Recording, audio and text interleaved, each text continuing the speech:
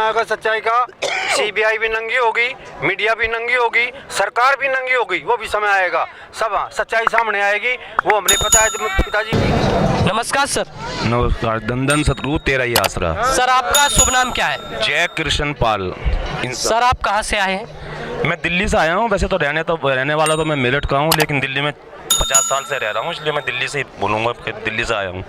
डेरा सच्चा सौदा में आप कब से जुड़े हैं? 22-23 साल हो गए। 22-23 साल से जुड़े हुए हैं। तो डेरा सच्चा सौदा में जुड़ने के बाद आपको कुछ फायदा हुआ है, कुछ लाभ हुआ है, क्या है? बिल्कुल जी। हम तो पहले 20-22 साल पहले मैं ईश्वर के पास जा चुका था। मेरे को बीमारी थी कुछ। जब से मैं इनसे जुड़ा, मेरी बीमारी इन्होंने बिल्कुल काट दी, बगैर दवाइयों के। बगैर दवाइयों के मैं ठीक हुआ हूँ, वरना मैं आज पता नहीं कहाँ होता। बहुत उन्होंने जो काम किए हैं ना, वो कहने सुनने से परे हैं। कह नहीं सकते उनके बारे में। ये जनता ऐसे ही नहीं लगी हुई है। जो नशे से नाश्ता करते थे, आज वो क्या नाम है, उनके घर बाहर बढ़ गए हैं। अच्छे मानवता के उन्हें बुराई दिखाई देती है, पर अच्छाई क्यों नहीं दिखाई देती? ऐसा बुरा क्या क्या हमारे पिताजी ने दुनिया के साथ भला करा है, मानवता का सच दिखाया है, मानवता का रास्ता दिखाया है, वेश्यान की बेटी बनकर शादी करवाई है। सर हम आपसे जानना चाहेंगे, आपके गुरुजी पर जो आरोप लगे हैं, इनके बारे में आप क्या कहेंगे?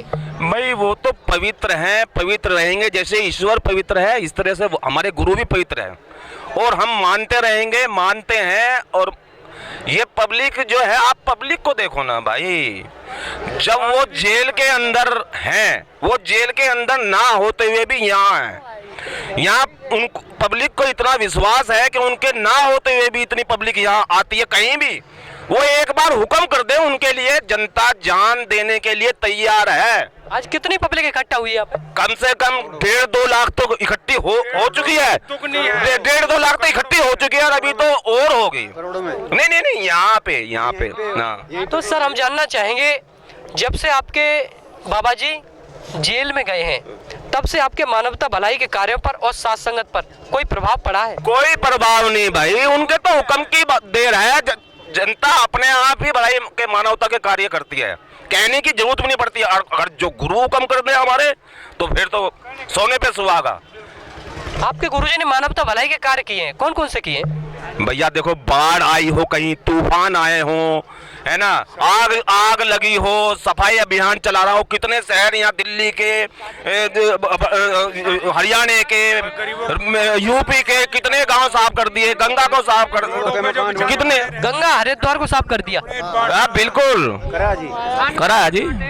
करा है। सर हम आपसे जानना चाहेंगे, डेरा सच्चा सौदा और आपके गुरु बाबा राम रहीम जी किस धर्म को मानते हैं? भैया वो मानवता के पुजारी हैं। वो मानवता का धर्म उन्होंने सिखाया है। वो हिंदू, सिख, मुस्लिम, सिख, ईसाई, कोई भी धर्म हो, सबको मानते हैं यहाँ। शिक्षा किस धर्म की देते हैं आप लोगों को मानने की? भाई सर्वधर्म संगम ये है, वो सब शिक्षा देते हैं, मानवता की शिक्षा देते हैं, और कोई शिक्षा नहीं देते। वो किसी का बंटवारा नहीं करते, ना किसी की जाति को बदलते, ना किसी के धर्म को बदलते।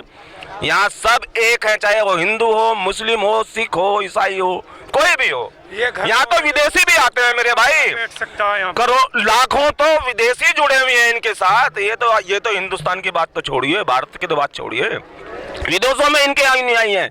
इनके मानवता भलाई के काम इंग्लैंड, अमेरिका, जापान, ब्रिटेन, कहाँ नहीं चलते। मैं तो ये पूछता हूँ, कहाँ नहीं चलते? ये सरकार अंधी बैठी हुई है, ये नेता अंधे हैं। ये मैं इन नेताओं को क्या कहूँ, जो अच्छे काम करते हैं उनके तो ये पीछे पड़ जाते हैं, जो गलत काम करते हैं ये उन्हीं का साथ देते हैं। मेरे भाई ये चाहते नहीं कि मानवता यहाँ रहे, अच्छाई यहाँ रहे, ये चाहते ही नहीं। इतिहास गवाह है। ये खुद नहीं चाहते कि स्वर्ग बने यहाँ पे, ये खुद ये क्या नाम है, नरक बनाना चाह रहे हैं। देखो भाई, ये कोरोना चल रहा है, हमारे गुरुजी ने आज से 7-8 साल पहले ही फिल्म बनाती थी कि इस तरह की बीमारी दिखा दी थी उन्होंने। जो ये हो रहा है उन्होंने पहले ही दिखा दिया भैया।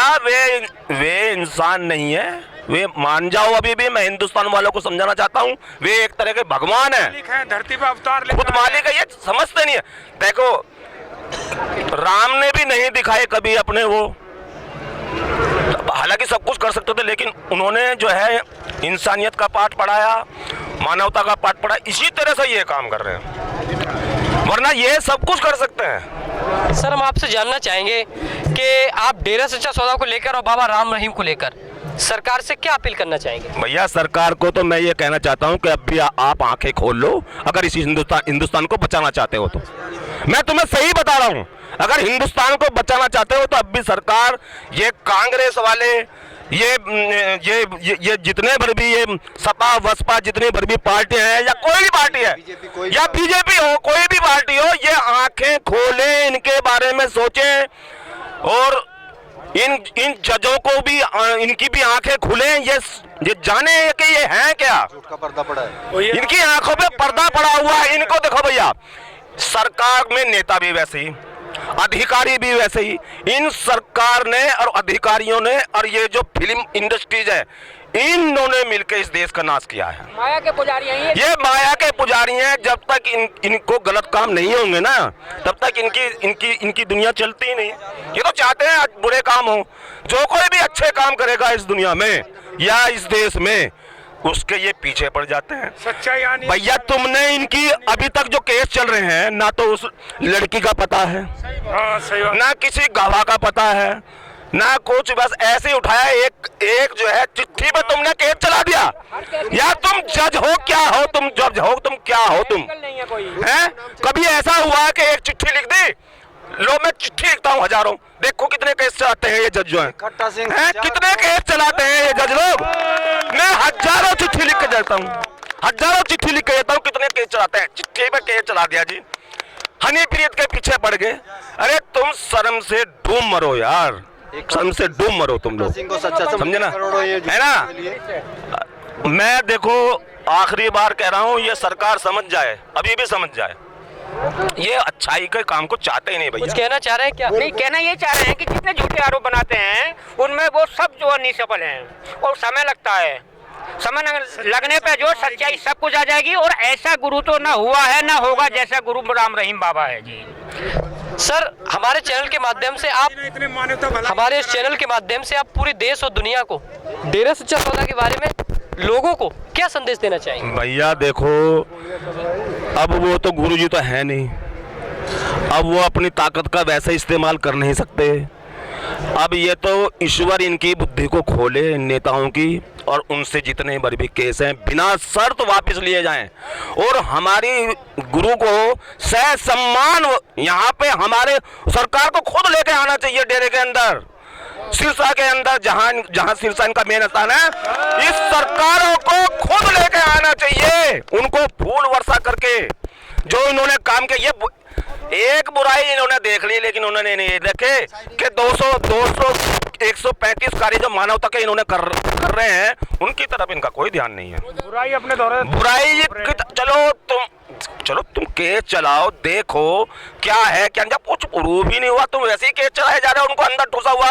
मर्डर पता जमानत हो जाती है, मर्डर कर देते हैं लोग, सरेआम वो हो जाता है।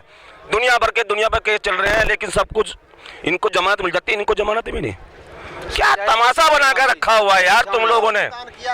मैं तो प्रधानमंत्री से भी, गृह मंत्री से भी, और इनको मेन सुप्रीम कोर्ट के जजों को भी मैं कहना चाहता हूं कि जरा इस केस पे ध्यान दो और इस सच्चाई को सामने लाएं, जिससे ये देश बचे।